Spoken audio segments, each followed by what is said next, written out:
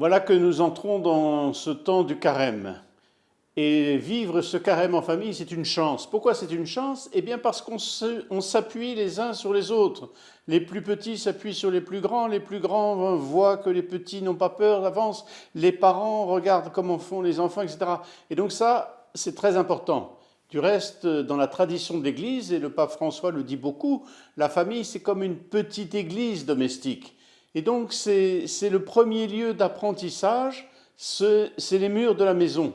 Il ne faut pas avoir peur de vivre en disant, ben voilà, c'est le carême, et donc ensemble, on va essayer de changer l'atmosphère de la maison, peut-être par un regard de bienveillance les uns sur les autres. Des fois, ça cogne entre les enfants, c'est normal. Des fois, les parents ont des exigences qui ne sont pas complètement conformes. Et donc, essayer de créer un climat particulier. Pourquoi ? Parce que c'est ce temps favorable. Saint Paul nous dit, le carême, c'est le temps favorable pour changer notre cœur, c'est le temps favorable pour donner plus de place à Dieu. Le carême, c'est aussi peut-être un temps où on ralentit pour prendre conscience du temps qui nous est donné. Et le temps qui nous est donné, c'est un temps pour mettre Dieu à l'intérieur.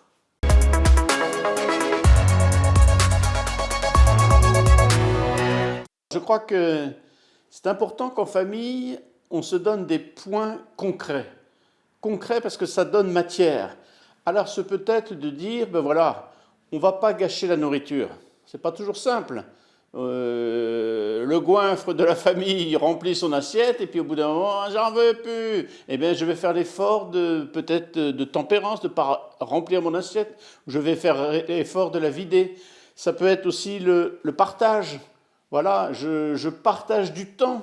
Je partage du temps avec la vieille dame qui habite dans l'immeuble, je partage du temps en rendant service, je partage du temps. Ça peut être se dire, ben voilà, le vendredi, on va prier ensemble, puisque c'est le vendredi qui nous rappelle et qui nous prépare au vendredi saint.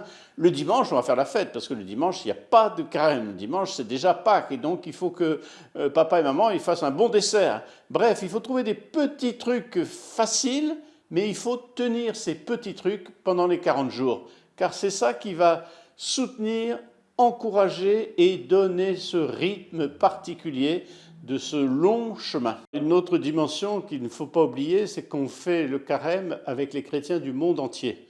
Et donc c'est intéressant de voir comment chaque dimanche, la paroisse m'aide à avancer. Chaque dimanche, il y a un thème différent de l'Évangile qui m'aide à porter mon regard. Et ça, je crois que c'est important, et c'est aussi le moment où on participe à l'accueil des futurs baptisés de Pâques.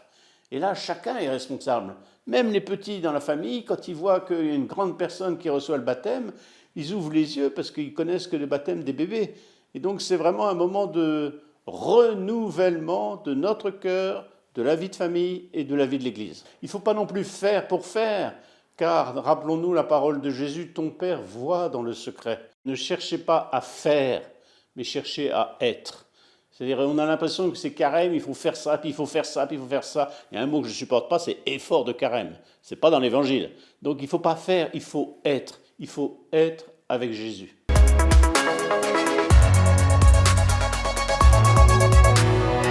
Ce temps, il est viable, il est traversable, il est long. Pourquoi ? Parce qu'au bout, il y a la lumière de Pâques. Et ça, c'est une certitude. Le Christ est ressuscité et déjà par le baptême, je suis porteur de cette vie nouvelle. Et donc, au-delà de la fatigue, parce qu'on en a marre d'être enfermé, on en a eu marre du confinement, on en a marre du couvre-feu, là, on n'est pas dans cet ordre-là, on est vraiment dans une marche où on sait que la victoire est acquise par Jésus et qu'elle est faite pour nous. Et donc, j'ai presque envie de dire, on va marcher et à la fin, on va courir même, parce que c'est pour nous. J'ai envie de dire, à cause de l'actualité du couvre-feu, que le temps du carême, c'est le temps. Mais attention, hein, ce n'est pas un conseil sanitaire que je donne, mais c'est le temps où il faut retirer son masque, c'est-à-dire être en vérité. Voilà, le masque, ça nous cache. On peut faire des bêtises parce qu'on est caché. On retire le masque, on déconfine son cœur. Voilà, on a appris du nouveau vocabulaire avec la crise sanitaire, et bien je crois qu'on peut aussi l'utiliser, ce vocabulaire, dans notre vie spirituelle.